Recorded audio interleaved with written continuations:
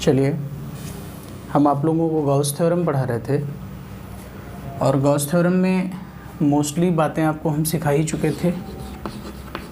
Gauss theorem की जो important facts हैं वो हम आपको बता चुके थे। कुछ बातें और समझ लीजिए। जैसे मान लीजिए क्लोज सरफेस है और इस क्लोज सरफेस के अंदर एक ये डाइपोल रखा हुआ है। कोई चार्ज इसमें मैग्नीट्यूड का है Q1 और एक चार्ज और रखा हुआ है डाइपोल से ही डाइपोल बना हुआ है उससे माइनस Q2 प्लस Q2। और हमसे पूछ लेता है बताइए अब इससे कितना फ्लक्स गुजरेगा। तो मैंने उस दिन आप लोगों को पढ़ाया था कि टोटल फ्लक्स जो होगा, total flux will be net charge inside the surface by epsilon 0। Net charge अगर यहाँ पे हम कैलकुलेट करते हैं तो 0 by epsilon 0, answer will be 0, क्योंकि डाइपोल पर नेट चार्ज हमेशा 0 होता है और यहाँ पर भी दूसरा डाइपोल लिखा हुआ है, उस पर भी नेट चार्ज 0 ही होगा। कोई भी डाइपोल हो उस पर नेट चार्ज 0 होगा। तो अगर हमसे कोई कभी ये पूछ दे कि इस सरफेस के अंदर इन्फिनाइट डाइपोल्स रखे हुए हैं, इन्फिनाइट डाइपोल्स रखे हुए हैं, सबके अपने कोई चार्ज हैं। एक बात आप समझ लीजिए, अगर डाइपोल बना हुआ है, चाहे जितना सिस्टमेटिक बना हो डाइपोल, अगर वो डाइपोल है तो उसका नेट चार्ज 0 ही होगा। जैसे आप ये देख सकते हैं, मैंने पीछे वीडियोस में पढ़ाया भी है, -2Q है, +Q है, +Q है, Q 2Q -2Q के साथ ये 0 बना रहा है। डेफिनेटली ये डाइपोल का काम करेगा। और ऐसे क्वेश्चन का हमने आप लोगों को डाइपोल मोमेंट निकालने का तरीका भी बताया है और ये क्वेश्चन इम्पॉर्टेंट भी है। कुमार मित्तल की बुक में ऑब्जेक्टिव्स में शायद है और एक्टिव की किताब में एक्सरसाइज या ऑब्जेक्टिव में है। NDA एयरफोर्स की लूसेंट में तो 100% है। आगे कई जगहों पर आपको मिलेगा सेम पैटर्न का क्वेश्चन। यहाँ पे साइड A लिखी हुई है इस तरह से और दिया गया है कि पूरे निकाय का वैद्युत द्विध्रुव आघूर्ण ज्ञात कीजिए। अगर आपने नहीं पढ़ा है तो आप एक बार घर में कोशिश करिए या हमारे पीछे के वीडियोस देख लीजिए। तो अगर हम इसी गॉस थ्योरम को दूसरे फॉर्म में लिखना चाहें तो हम ऐसा भी कह सकते हैं, कुल फ्लक्स या कुल निर्गत फ्लक्स, कुल निर्गत flux phi total equal to sigma Q by epsilon 0 या सिग्मा Q इनसाइड। ध्यान रखेंगे, अगर इनसाइड चार्ज नहीं है तो कोई फ्लक्स नहीं गुजरेगा, अगर इनसाइड चार्ज है तो ही फ्लक्स गुजरेगा। छोटे छोटी क्वेरीज़ हमने आपसे 2 वीडियोस में पूछी हैं, आज उन क्वेरीज़ को हम खुद हल करेंगे। 1-2 लोगों ने जवाब दिया है, मैं उनका दिल से धन्यवाद करता हूँ, बहुत अच्छी बात है। पिंकी शाह नाम से किसी की YouTube ID है, उन्होंने जो है जवाब दिया है, जैसा भी दिया है उनका स्वागत है। मैं उसी पर थोड़ा डिस्कस कर लेता हूँ कि किस तरह से क्या बातें सही होंगी। जैसे मैंने एक बात आप लोगों को बताई थी कि अगर फ्लक्स रेखाएं प्रवेश कर रही हैं तो फ्लक्स नेगेटिव हो जाएगा, अगर फ्लक्स रेखाएं बाहर निकल रही हैं तो फ्लक्स पॉजिटिव हो जाएगा। ये नेगेटिव क्यों हो रहा है? अगर फ्लक्स रेखाएं जा रही हैं इधर तो इलेक्ट्रिक फील्ड भी इधर ही होगा। और हम फ्लक्स के बारे में जानते हैं कि जो फ्लक्स होता है वो होता है E × A, right, vector form में, डॉट प्रोडक्ट में। तो अगर यहाँ का हम एरिया देखेंगे तो यहाँ का जो एरिया है वो बाहर की तरफ होगा, यानी E के अपोजिट। EA cos थीटा में थीटा की वैल्यू 180 डिग्री आ जाएगी और 180 cos 180 की वैल्यू -1 होती है। इसलिए जहाँ पर फ्लक्स रेखाएं प्रवेश करेंगी वहाँ पर फ्लक्स नेगेटिव होगा और जहाँ पर फ्लक्स रेखाएं बाहर निकलेंगी वहाँ पर फ्लक्स पॉजिटिव होगा, क्योंकि रेखाएं इधर हैं तो इलेक्ट्रिक फील्ड भी इधर होगा और इधर का जो एरिया निकलेगा वो भी इधर ही निकलेगा। E और A के बीच का जो एंगल है दैट एंगल इज़ 0 डिग्री, इसलिए फ्लक्स वहाँ पे कैसा हो जाएगा, वहाँ पॉजिटिव फ्लक्स हो जाएगा और यहाँ पे नेगेटिव फ्लक्स होगा।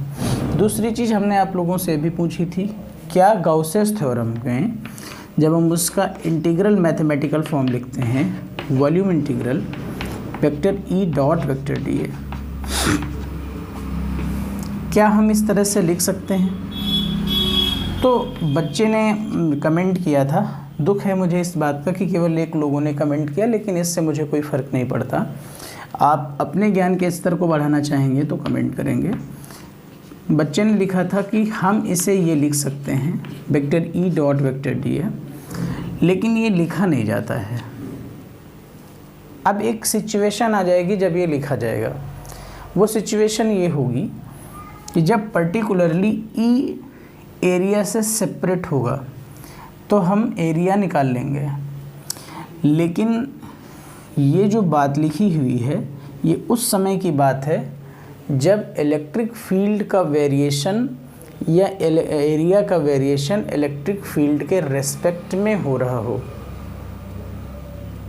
तब हम इसे integral E dot d A ही लिखेंगे, ई इंटीग्रल डी ए नहीं लिखेंगे। या किसी स्टैंडर्ड फॉर्म में आप देख लीजिए, हमेशा यही लिखा मिलेगा, कभी ये लिखा नहीं मिलेगा। न्यूमेरिकल्स या डेरिवेशंस को हल करते समय ऐसा लिख सकते हैं, घटनाएं हो सकती हैं, मिल सकता है, लेकिन ओरिजिनल और एक्चुअल फॉर्म यही होता है। कैसे? मैं आपको एक एग्जांपल देता हूँ।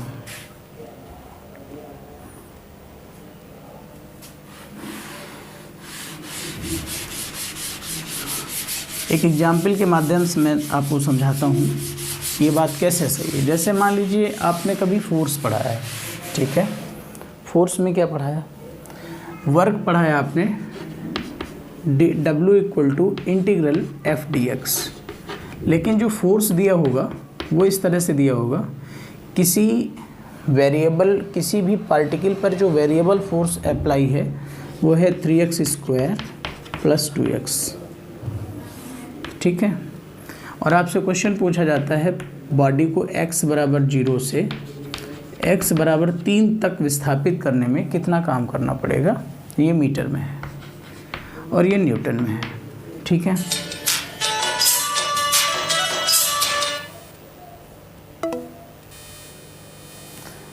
तो अब हम क्या करेंगे, हम यहाँ पे लिख देंगे W equal to integration 3x square plus 2x dx, W equal to 3x cube by 3 plus 2x square by 2, cancel, ये कैंसिल, और जो भी लिमिट्स हैं 0 से 3 कैलकुलेट कर देंगे। तो ये आएगा हमारा W equals to X cube plus X square 0 to 3, W equal to 27 plus 9 36 joule वर्ग आएगा। तो आपको क्या समझ में आ रहा है? आपको ये समझ में आ रहा है कि अब अगर हम यही एफ डी एक्स ऐसे लिखे होते तो ये गलत हो जाता ना, क्योंकि आप तो इस फोर्स के इक्वेशन को पढ़ रहे हैं एक्स के रेस्पेक्ट में, ना कि फोर्स की कोई कांस्टेंट वैल्यू है। वैसे ही कभी कभी अगर फ्लक्स जब हम कैलकुलेट कर रहे हैं और हमें जो एरिया मिला, इलेक्ट्रिक फील्ड मिलता है, वो एरिया के इक्वेशन में मिलता है, एरिया के फॉर्म में मिलता है, तब हम इसे ई डी ए नहीं लिख सकते हैं। तो मैं आपको सजेस्ट करूँगा कि जब कभी कॉपी में लिखना हो, स्पेशली इस फार्मूले को, तो आप इस तरह से ना लिखिएगा, क्योंकि ये सही तरीका नहीं है, ठीक? तो इस तरह की छोटी छोटी बातें थी। एप्लीकेशन ऑफ गॉसेस थ्योरम हम आपको पढ़ा रहे थे, और एप्लीकेशन ऑफ गॉसेस थ्योरम में एप्लीकेशन कैसे करेंगे गॉस थ्योरम का, ये भी हम आपको बता चुके थे। आज हम कोशिश करेंगे कि 90% चैप्टर फिनिश हो जाए और हम लोग न्यूमेरिकल्स की बात करना शुरू कर देंगे। पहला एप्लीकेशन है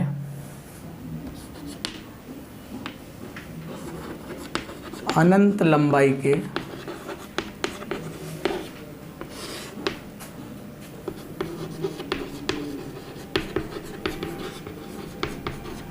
आवेशित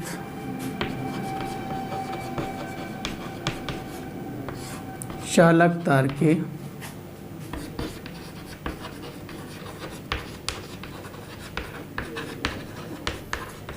निकट वैद्युत क्षेत्र। इलेक्ट्रिक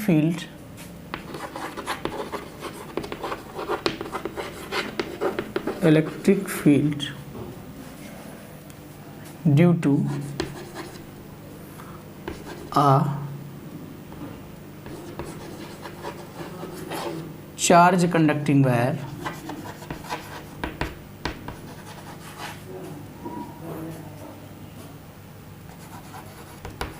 of infinite length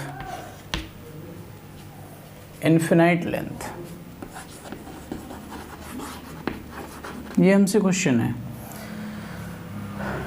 देखिए मैं एक इन्फिनाइट लेंथ का वायर बना लेता हूँ। यहाँ पे पहले वायर को कुछ ऐसा बनाइए कि इसकी जो लेंथ है, जहाँ पर आप इलेक्ट्रिक फील्ड निकाल रहे हैं उस दूरी की तुलना में बहुत ज़्यादा हो। और मान लीजिए यहाँ पे हमने इस पूरे वायर में प्लस क्यू चार्ज दे दिया है। ज़रूरी नहीं है कि हम प्लस क्यू दें, हम इसे माइनस क्यू भी दे सकते हैं।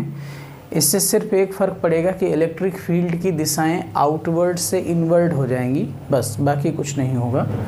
तो मान लीजिए हमने यहाँ यूनिफॉर्मली इस तरह से हर जगह पे प्लस दिया है, ऐसा प्लस दिया है, और यहाँ से यहाँ कहीं पर, यहाँ पर हमें जो है इलेक्ट्रिक फील्ड कैलकुलेट करना है। मान लीजिए ये दूरी स्मॉल r है और ये पॉइंट पर्टिकुलर P है। अब मैंने आपसे कहा था कि हम गॉस थ्योरम क्यों पढ़ रहे हैं। अब आप बताइए यहाँ पे E इक्वल्स 1/4πε0 कहाँ लगा दोगे, Q/r²। E equal to 1/4πε0 2p/r³, E equal to 1/4πε0 p/r³ कहाँ लगा दोगे। ना ये डाइपोल है, ना ये पॉइंट चार्ज है। अब इलेक्ट्रिक फील्ड निकालने के सामान्य तरीके फेल हैं। एक ही तरीका है, E इक्वल टू F/Q0 लगाइए, लेकिन F कैलकुलेट करिए,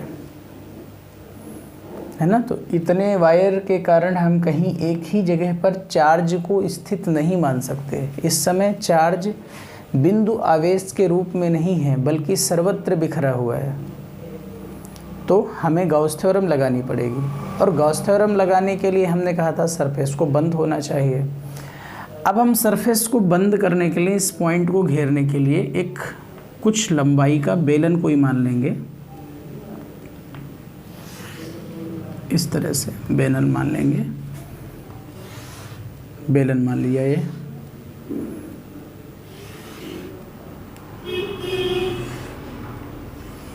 ये बेलन हो गया। पॉइंट को हमने घेर रखा है, चार्ज को हमने घेर रखा है। बेलन की हम लेंथ मान लेंगे स्मॉल l। वायर की लेंथ इन्फिनाइट है, लेकिन इतने वायर की लेंथ हमने स्मॉल l मान ली है। इसके ऊपर भी वायर है, इसके नीचे भी वायर है। इसका जो रेखीय आवेश घनत्व है वो सर्वत्र सम है, क्योंकि रेडियस हर जगह सेम है। रेखीय आवेश घनत्व इसका जो है वो लेम्डा है, सर्वत्र सम है, ठीक है। L अपनी तरफ से हमने माना है, तो डेफिनेटली हमें अभी पूरा डेरिवेशन करने के बाद L को हटाना पड़ेगा, क्योंकि यहाँ L का कोई रोल नहीं है। दूसरी चीज़, इन्फिनाइट लेंथ है, तो आप लेंथ का कंसीडर कैसे कर सकते हो। तो हमने लेंथ का कंसीडर नहीं किया है, हमने ऊपर की लेंथ छोड़ रखी है, नीचे लेंथ छोड़ रखी है। हमने एक सिलेंडर का कंसीडर किया है जो कि गॉसियन सरफेस की तरह काम करेगा। ये गॉसियन सरफेस है और बेलनाकार गॉसियन सरफेस है। वॉल्यूम कंडक्टेड है, इससे वॉल्यूम इससे जुड़ा हुआ है। हमने आपसे अभी पिछली क्लास में बताया था कि गॉसेस थ्योरम को यूज करते समय या गॉसेस थ्योरम में जब कुल फ्लक्स की बात आती है तो वो इस बात पर डिपेंड नहीं करता है कि पृष्ठ कैसा है, उसका आकार कैसा है, उसकी आकृति कैसी है। वो बेलनाकार भी हो सकता है, शंक्वाकार भी हो सकता है, गोलाकार भी हो सकता है। तो हमें ये बात सोचना है कि फिर हमने यहाँ बेलन ही क्यों लिया। आप यहाँ गोला से इस डेरिवेशन को क्यों नहीं कर सकते। इस क्वेश्चन को हम आप लोगों को देते हैं, पुनः कमेंट बॉक्स में आपको बताना है कि हमने इस जगह पर गोले का प्रयोग क्यों नहीं किया। क्या हम गोले का प्रयोग करके इस डेरिवेशन को सॉल्व कर सकते थे। चलिए, दूसरी बात, वायर इन्फिनाइट लेंथ का है, इस टर्म को भी समझ लेते हैं।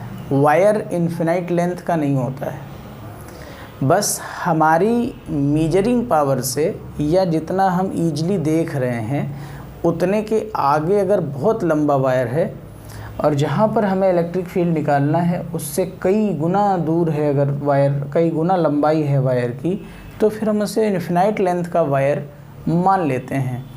ठीक है ना। ऐसा मत समझिए कि इन्फिनाइट लेंथ के वायर को कभी मापा नहीं जा सकता। इन्फिनाइट लेंथ का वायर मेजरेबल है, मापा जा सकता है, लेकिन उस वायर से जिस पॉइंट पर हमें इलेक्ट्रिक फील्ड निकालना है, इनफैक्ट वो इलेक्ट्रिक फील्ड वो पॉइंट बहुत नज़दीक है वायर के अपेक्षाकृत उसकी लंबाई के, इसलिए हमने इसे अनंत लंबाई का तार कहा है। और ये भी है कि इसको डेरिवेट करते समय हम कहीं भी पूरे एक्सप्रेशन में कहीं पर भी हम एल का यूज़ नहीं करेंगे लास्ट में जब फार्मूला आ जाएगा। ठीक, चलिए अब दूसरी चीज़ आपको हम समझा देते हैं। सिलेंडर के बारे में आपको 10th क्लास में पढ़ाया गया होगा। सिलेंडर के एक्चुअली 3 सरफेस होते हैं। सिलेंडर के 3 सरफेस होते हैं। इसको मैं थोड़ा दिखाने की कोशिश करूंगा आपके साथ में। ये एक ठोस सिलेंडर है, चाक का एक पार्टिकल हमने लिया है, ये ठोस सिलेंडर है।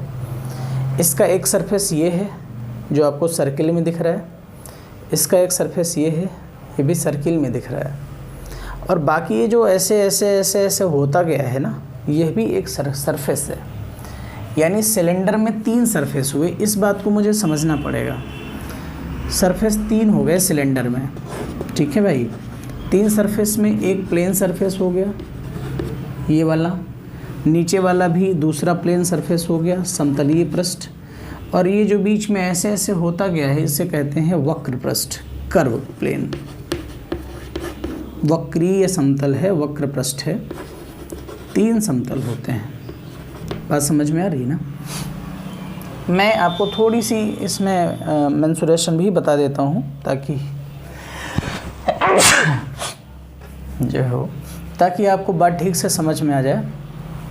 जैसे मैं आपको बताऊं कि आप बेलन का संपूर्ण पृष्ठ पढ़ते हैं तो आप एक फार्मूला पढ़ते हैं 2πr/h + r, ऐसा कुछ पढ़ते हैं। मैं आपको बताता हूं, ये ऊपर सर्किल बना हुआ है, इसका एरिया πr² हो जाएगा, नीचे वाले का भी πr² हो जाएगा, और कर्व सरफेस का एरिया परिधि इंटू ऊंचाई या परिधि इंटू लंबाई। अब सबको अगर जोड़ देंगे, सारे एरिया को अगर हम जोड़ देंगे तो कुल संपूर्ण पृष्ठ का क्षेत्रफल आ जाएगा कि नहीं आ जाएगा। थोड़ी गणित आपको सिखा रहा हूँ मैं।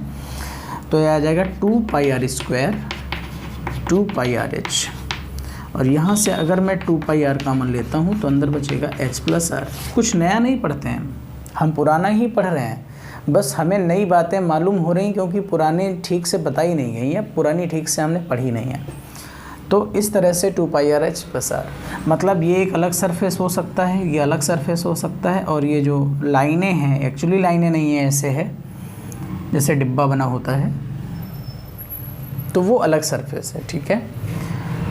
तो बेटा कर्व सरफेस ये है, प्लेन सरफेस ये है, ये प्लेन सरफेस है।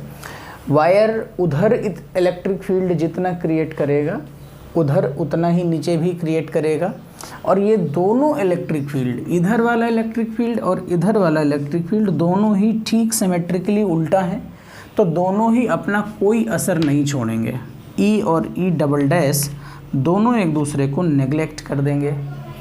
अब इधर का इलेक्ट्रिक फील्ड और इधर का इलेक्ट्रिक फील्ड, यानी इधर के हिस्से का इलेक्ट्रिक फील्ड और इधर के हिस्से का इलेक्ट्रिक फील्ड ही काम करेगा। ठीक है। कुछ यहाँ से इलेक्ट्रिक फील्ड आया होगा, कुछ यहाँ से इलेक्ट्रिक फील्ड आया होगा, इस तरह से आया होगा। ये इलेक्ट्रिक फील्ड रहा होगा, ये इलेक्ट्रिक फील्ड रहा होगा, रिजल्टेंट यहाँ से जाएगा।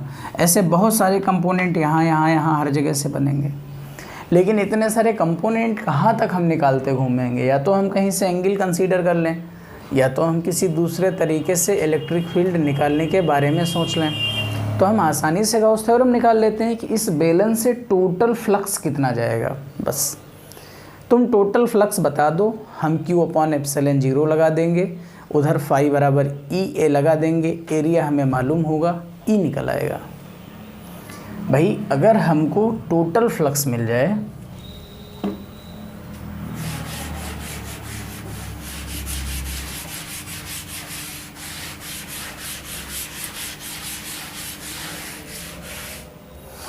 अगर हमको यहाँ पे टोटल फ्लक्स मिल जाए फाई, तो हम उसको लिख सकते हैं Q/ε0, और ये इसे EA के बराबर कर सकते हैं, तो डेफिनेटली E बराबर निकल के नहीं आ जाएगा Q/ε0 इंटू A। बस इतना ही तो गेम है। लेकिन बात यह है कि आप इसको निकालिए, क्योंकि चार्ज तुम्हें मालूम नहीं है, चार्ज आपको मालूम नहीं है कि क्यों है, चार्ज तो यहाँ से यहाँ तक फैला हुआ है, कितना है भगवान जाने। तो इसलिए जो है हम इसको इस तरह से नहीं करेंगे, पहले हम फ्लक्स निकालेंगे। कैसे निकालेंगे ये भी मैंने आपको बताया है। देखिए डेरिवेशन कराने में 2 ही मिनट लगता है, लेकिन आप एक डेरिवेशन की स्ट्रेटजी समझेंगे तो आपको अच्छा लगेगा। और अगर ये सब ठीक लगता हो तो प्लीज़ ज़रूर शेयर कर दिया करिए इसे। यहाँ से देखिए, यहाँ से फ्लक्स गुजरेगा, ठीक है। अब मैं डेरिवेशन के ओरिजिनल तरीके पे आता हूँ, जो वास्तव में तरीका है इसको करने का।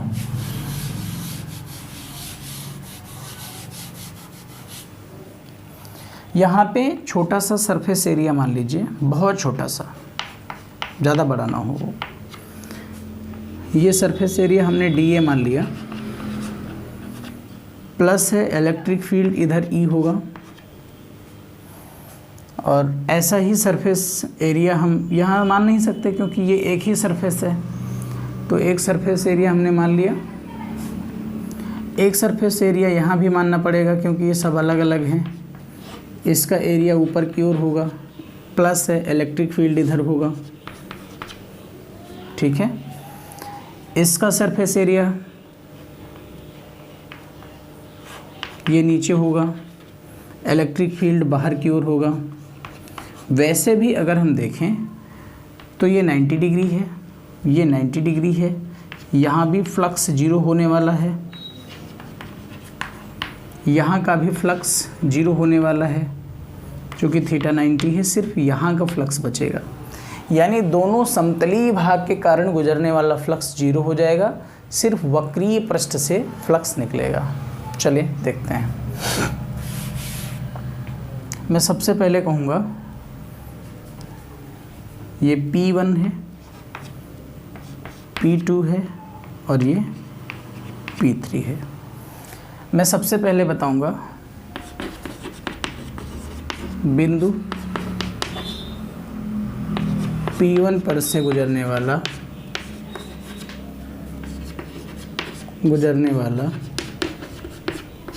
इकट्ठे पूरा फ्लक्स निकाल नहीं सकते, अवयव वैद्युत फ्लक्स, अवयव वैद्युत flux d phi equal to vector E dot vector DA, ठीक है। d phi equal to E DA cos 0, क्योंकि सेम दिशाएं हैं, आप देख रहे हैं यहाँ पे, यहाँ की मैं बात कर रहा हूँ। वक्रीय पृष्ठ से गुजरने वाला, या आप ऐसे कह सकते हैं गुजरने वाला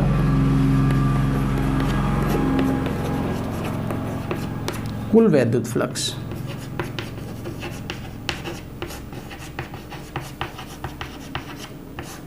तो आप इसे कह सकते हैं phi equal to surface integral EDA। फिर हम बात कर लेते हैं, सर आपने वॉल्यूम लिया है, वॉल्यूम लेने के बाद आपको वॉल्यूम इंटीग्रल लेना चाहिए, आपने यहाँ सरफेस इंटीग्रल क्यों लिया है? तो ये मैं आपको बता देता हूँ, नहीं तो आप कहेंगे कि सब कुछ हम ही को दे देते हैं। सरफेस इंटीग्रल इसलिए लिया गया है क्योंकि आपने बेलन के पूरे हिस्से की बात नहीं की है, आपने इस समय बेलन को 3 भागों में स्प्लिट कर रखा है। एक भाग ऊपर का प्लेन बना हुआ है, एक भाग नीचे का प्लेन बना हुआ है, ये 2 प्लेन सरफेस आपने छोड़ दिए हैं और आपने कर्व सरफेस उठाया है। तो तीनों चूँकि आपने टुकड़ों में बांट दिए हैं, आपने पूरे बेलन की बात की होती तो वॉल्यूम इंटीग्रल लिया जाता, इसलिए यहाँ पे सरफेस इंटीग्रल लिया गया है। अब देखिए अगली लाइन में मैं लिखूँगा इंटीग्रल सरफेस इंटीग्रल DA, और चूँकि यहाँ पे हम बहुत अच्छे से जानते हैं कि जो बेलन का वक्र पृष्ठ होता है वो होता है 2 पाई RH और यहाँ पे 2 पाई आर एल है तो आर एल ले लेंगे। तो यहाँ पे आ जाएगा phi equal to E into 2 pi R L. Done. ये इक्वेशन आपका फर्स्ट हो गया। अब आपने पूरे बेलन से अभी फ्लक्स नहीं निकाला है, आपने सिर्फ बेलन के वक्री भाग से गुजरने वाला फ्लक्स निकाला है। अभी 2 पृष्ठ शेष हैं, उनको भी हमें निकालना पड़ेगा। यहाँ निकाल लेते हैं। बेलन के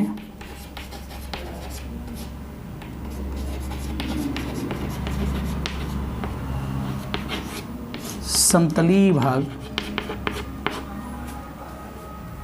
P2 से गुजरने वाला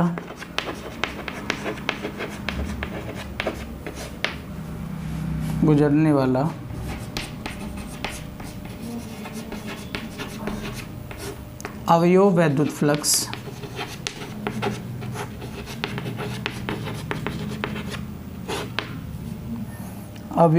flux D phi two E, ये मान लो फाई 1 ई, इसको लिख लो फाई टू ई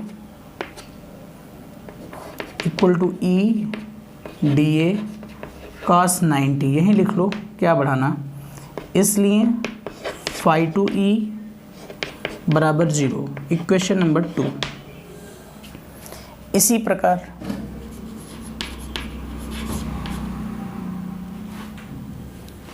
प्रकार नीचे वाले से आप हल नहीं करना, नीचे वालों को P3 से गुजरने वाला कुल फ्लक्स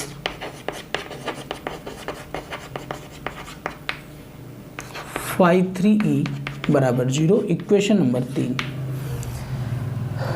बेलन के हर हिस्से से इससे गुजरने वाला फ्लक्स, इससे गुजरने वाला फ्लक्स, वक्री पृष्ठ से गुजरने वाला फ्लक्स हमने निकाल लिया। अब कुछ बच्चे अभी एक जगह पे परेशान होंगे, अगर वो अच्छा पढ़ेंगे तो वो ये कहेंगे कि सर इधर माना है तो इधर क्यों नहीं माना है आपने।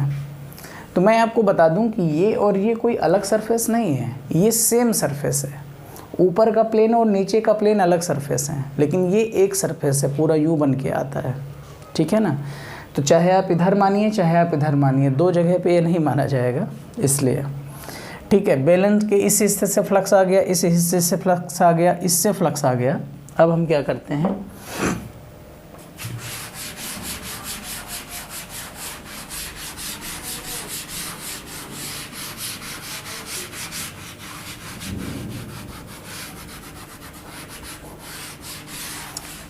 बेलन से गुजरने वाला कुल वैद्युत फ्लक्स,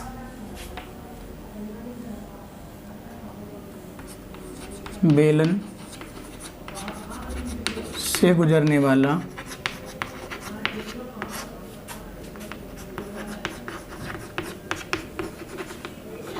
कुल वैद्युत फ्लक्स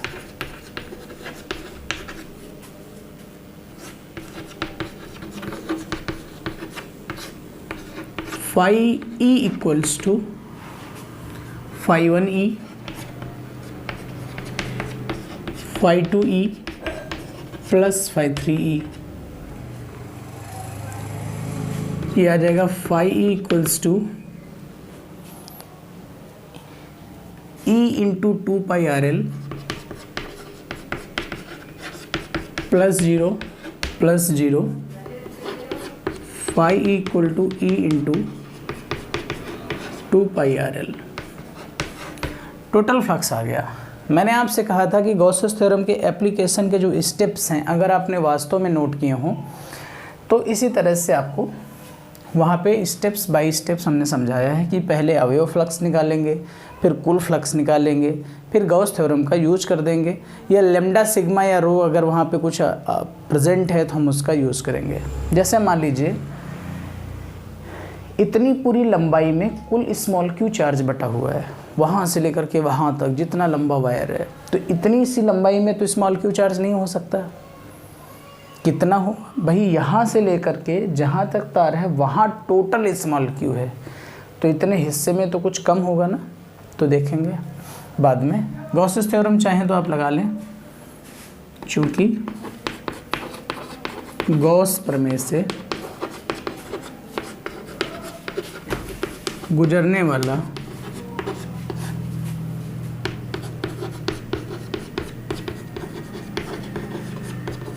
कुल flux phi E equal to Q by epsilon zero, इसलिए Q by epsilon zero equal to E into 2πRL। सब कुछ आ गया है, ई आ चुका है, सिर्फ एल डिस्टर्ब कर रहा है, कोई डिस्टरबेंस नहीं है। इसका आपने लीनियर चार्ज डेंसिटी लेमडा मान रखा है, lambda equal to Q by L, total charge Q यहाँ से लेकर के यहाँ तक, और यहाँ से क्यू की जगह पे हम यूज कर सकते हैं लेमडा इंटू एल, ठीक है ना। हाँ, जो अभी हमने कहा था यहाँ से लेकर के यहाँ तक चार्ज है, उसको आप ये समझ लीजिए यहाँ से लेकर के सिर्फ यहाँ तक चार्ज है स्मॉल क्यू, वहाँ तक कितना है पता नहीं है। तो क्यू की जगह पे आप लेमडा एल शिफ्ट कर सकते हैं या एल की जगह पे क्यू बटा लेमडा शिफ्ट कर सकते हैं, जो भी आप शिफ्ट करना चाहें। मैं इस गणित को इस छोटी सी जगह में कर रहा हूँ, आप ध्यान से देख लीजिए। क्यू की जगह पे लेमडा एल को शिफ्ट करना है, तो lambda L by epsilon zero equals E into 2πRL, L से एल कैंसिल हो जाएगा और ई इक्वल्स टू आ जाएगा 1/2π epsilon zero into lambda by R. यही है आपका इलेक्ट्रिक फील्ड। अगर मैं इसको वेक्टोरियली लिखना चाहूँ या इसको और सजा के लिखना चाहूँ, जिस तरह से तुम पढ़ना चाहते हो, तो यही हो जाएगा equal to 1/4π epsilon zero 2 lambda by R. यही वेक्टर फॉर्म में हो जाएगा आर कैप। डन। यही दूसरे वेक्टर फॉर्म में हो जाएगा E equal to 1/4π epsilon zero 2 lambda by R square mod form में, और ऊपर वेक्टर आर। ये दोनों ही वेक्टर फॉर्म है, कोई भी आप यूज कर सकते हैं। नीचे हमेशा मॉडुलस फॉर्म होती है, आप सबको मालूम है। इलेक्ट्रिक फील्ड आउटवर्ड होगा, और अगर यही माइनस चार्ज होता तो इलेक्ट्रिक फील्ड इनवर्ड होता। ये हो गया आपका डेरिवेशन। हम आपको डेरिवेशन को करने के तरीके, या यूँ कह लीजिए कि किस तरह से गॉसेस थ्योरम का एप्लीकेशन होगा, वो सिखा रहे थे। मेरा वादा है आगे के बचे हुए डेरिवेशंस में एक भी लाइन नई नहीं होगी, सेम हम लाइनें उतारेंगे। बस वहाँ पे लेमडा की जगह सिग्मा, कहीं लेमडा की जगह रो, यही चीज़ें आएंगी। 2 डेरिवेशंस बचे हुए हैं और वो दोनों डेरिवेशंस हम लोग करेंगे, पढ़ेंगे। अब इसको थोड़ा सा और देख लेते हैं कि ई का आर के साथ वेरिएशन कैसा रहा। आप चाहें तो इसका स्क्रीनशॉट ले सकते हैं। ई का आर के साथ कैसा वेरिएशन रहा,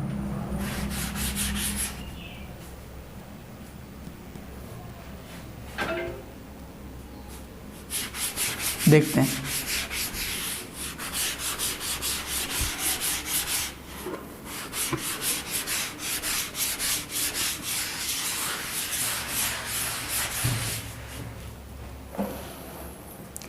आप यहाँ पे देखिए E equals to 1/2π epsilon zero lambda upon R आपने पढ़ लिया।